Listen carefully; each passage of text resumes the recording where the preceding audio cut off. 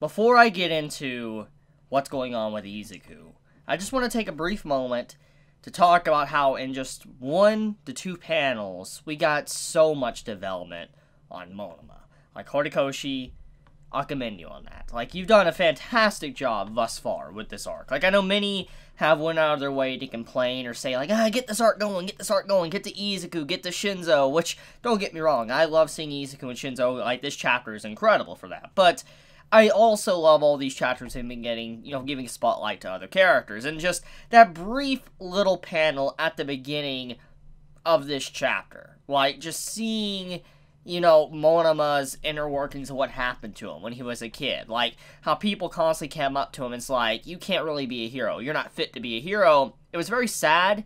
It goes along with this character, and it really relates with what happened to Izuku, but also Shinzo as well. It relates to all 3 of them, which is really just, it's fascinating, because when you really think about it, this arc you would think would have focused mainly on Shinzo and Izuku. Like, they're the main, main characters of this arc. Yes, all the other support characters have gotten development, but when you look at Monoma's brief little panel in this chapter, it's like Horikoshi went out his way to say, it's not just about Shinzo and Izuku, it's also about Monoma and how these 3 are very similar. They're kind of, they feel like they're not fit to be heroes, or they were always told that they weren't fit to be heroes. Like, for instance, Shinzo, everybody thought that his quirk was mainly meant for being a villain. Like, being able to brainwash people, it sounds like a villain ability. And when you look at Monoma and how people came at him and it was like, hey, you're not fit to be a hero, and the reason why is because he can't really work by himself. He is able to perform by himself. Because his ability is like Copycat, to where he's basically able to copy any ability, it makes it to where, he doesn't have his own quirk.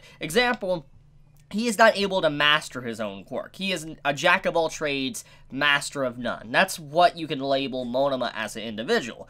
And to go one step further than that, it goes along with his psyche as a person. I mean, Monoma, he is someone that you have to imagine growing up like he does. He really has no identity. He has nothing that is just him, because he's just able to snatch other people's abilities, and nothing really stands out with his own. He just literally copies them. And so because of that, you can see why many would say, oh, you're not able to perform by yourself. You're not able to do things on your own. You need the help of others, other heroes, for you can know their abilities, for you can use them. Because let's think about, the backlash of, Monoma using other people's quirks that he has no idea about. Example, hypothetically, let's say Izuku was a villain, okay? Monoma was going in, and he was trying to stop Izuku. He was unaware of what Izuku's real abilities were. He snatches Izuku's ability, like he copies it, and he starts breaking his bones into little pieces. That's if he could somehow copy, One for All. We don't really know. But the point is if he was to do that, he would also get all the weaknesses with the ability as well. Not just the positives, but also the weaknesses, like the negatives of an ability. And so Monoma always has to take that into consideration. So he can't just instantly snatch a villain's quirk and think it's okay. So he always needs to know how quirks work inside and out. So he has to have a lot of thinking and mental process to figure out what he has to do with a quirk when he decides to copy it. And he has it for like 5 minutes or so. So yeah.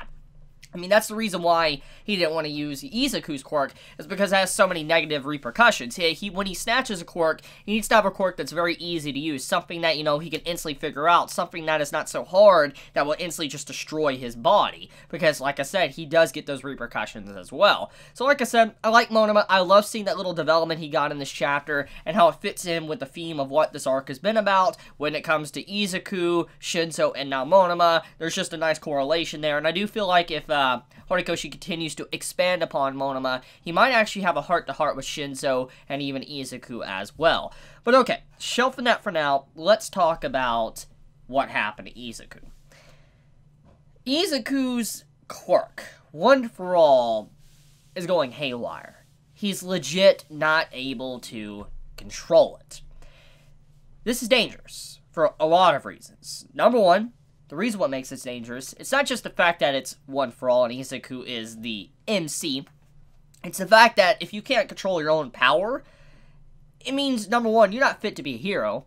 Number two, you're a danger to yourself, but everyone around you, and he could lead into a situation that could put him, let's say, in jail or prison, or completely revoke his license, all that. So, not being able to control your quirk is very bad. It could potentially even get you removed from the school if you're just that much of a threat. when it comes to just being there in the first place. So, yeah, seeing One For All acting up like it does, it's not good for Izuku's overall reputation. I mean, everybody is pretty much seeing this. The teachers are sitting back watching this.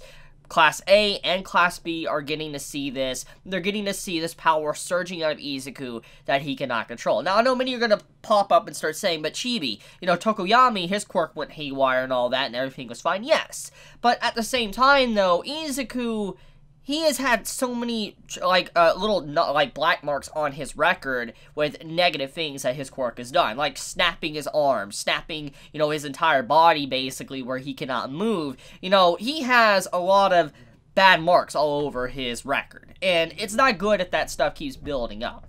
And so, if, this happens and he hurts anyone, even himself, there's a likely possibility he might be kind of shunned or people be weary of his power because it's so strong. There's a lot of variables here that could happen. So, getting right into it, though, Izuku's One For All. What's going on right now is a surge of power was busting out of his arm. And I talked about how the arm in, the last video that was surging with power was the same arm that the original user of One For All put his hand on. So, for all we know, maybe the full power of One For All is able to become, accessible throughout his one arm he's using. But regardless, so you see this surge of power busting out of his arm. And it shows something very different that we haven't seen from One For All.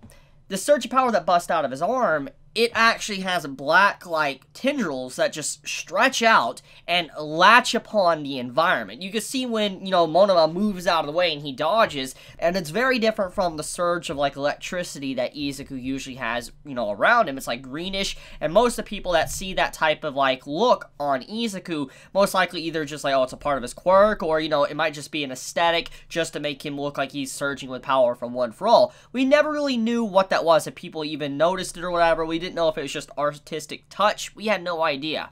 But at the very least, we do know the surge of power that is coming out of Izuku. It's solid black or whatever. And we do know that the surge of power that is coming out of Izuku is latching onto things, which is very different, distinctively different from everything we have seen established thus far with One For All. So because of that, we do know that One For All is probably evolving.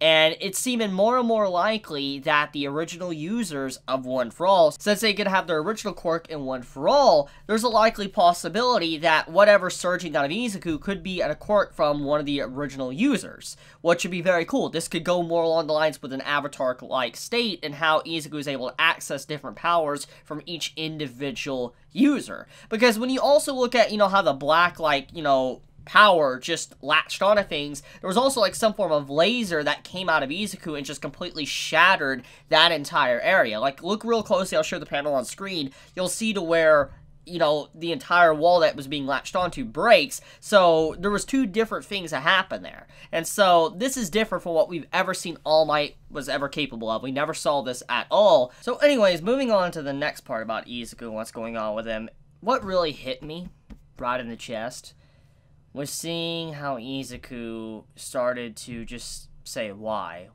it hurts, why? And he's like, why must I always have to worry everyone? It's a sad, sad panel when he just starts saying that. You just see, because in that moment, he realizes all the hard work, everything he's done, what he's been slowly progressing to do. Because, as we know, Izuku, he's been trying to get a hold of One For All, and he's made a tremendous amount of progress. He's went so far with it. I mean, after Overhaul and all that, and then seeing what he did with Gentle, he's made incredible progress using One For All. But the sad thing is nobody's really gotten to see his progress. Nobody really knows how far he really has come as an individual. Only Izuku really has gotten to see that.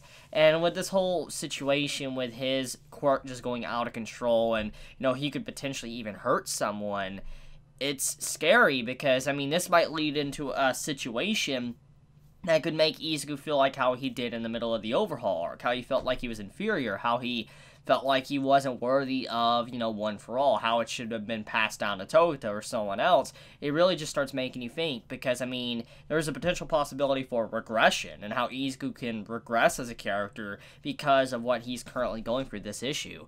However, I do like how Ochako rushes in, and she's the one that actually is trying to help Izuku in the end. It's a good moment for multiple reasons. Number one, as you all know, I'm an Ochako Izuku shipper, so seeing that scene makes me happy. But besides that, though, I just like the fact that Ochako jumped in because it shows how, once again, this is a hero story. See, heroes jump in regardless of the danger to be able to help someone. And that's what Ochako did. Regardless of Izuku's power just flowing out of him and, destroying everything around him, these tendrils coming out of him, latching onto things, and then you see these lasers coming out or whatever. Regardless of what's all happening, Ochako decided to latch on, use her gravity, like zero gravity, on him to make him float. And then she's requesting Shinzo to be able to stop him. It's a very sweet moment. It just shows that, once again, that, Ochako really does care, and this is a hero story, and I think this is going to look good on Shinzo, and everybody's going to realize for him to be able to stop something like that, stop something like Izuku's losing his powers, puts him in, a good light, because, someone losing control of their quirk, Shinzo could, take control of them, and, he can tell them to turn off their quirk or something, something like that can happen. However, I don't think it's going to be as easy if Shinzo does this. And the reason why I think that is because, once again, this isn't Izuku doing it. This is something else. This is another being or something within him. The quirk, if it's either gaining sentience or, it's instead of just passing on power, it also passes on the mind of the original users. Regardless, though, I just don't think Shinzo's quirk is going to be the answer to fixing this situation. Aizawa might have to step in and stop Izuku's quirk. And if that doesn't work, then it's something else entirely. I do feel like before everything is said and done, there's going to be a lot more people that probably find out what really is going on with Izuku than just Bakugo and All Might. I feel like that might have been the reason why a couple chapters back, when Bakugo intervened and talked to Izuku and All Might, was maybe foreshadowing to what's probably about to happen. Maybe the majority of the class is going to find out about it, or the teachers are going to find out about it. Something like that's probably going to happen. I'm very curious, though, to see where Horikoshi wants to take the story. But it's quite the cliffhanger. I feel bad for Izuku. The man's literally, he just, realizes he's regressing, and, he probably hasn't made much progress at all. Or he feels like that. But that's pretty much about it. Quite the cliffhanger, honestly. I don't think we're getting a chapter next week since it's the holiday season. So this could be potentially the last chapter for My Hero Academia for 2018. Kind of sucks. Quite a big cliffhanger, but I mean, I'm just glad this was such a high-quality chapter, though. So it depends. I don't know. I don't think we'll get a chapter next week, though. I'm pretty certain we won't. But we might get one the week after. Who really knows? But until then, though, guys, My Hero Academia has had a fantastic year, and I think many can agree with me. It's definitely been a really good year for My Hero Academia fans, for the anime, but also for the manga. But I'll leave it at that. I love you guys. You have a wonderful day or night wherever you live. Please be healthy, stay safe. If you enjoy my content, please subscribe. If you like this video, please leave a like. And if you want to get notified for whenever I upload a video, please click the bell icon down below. And with that, Chibi out.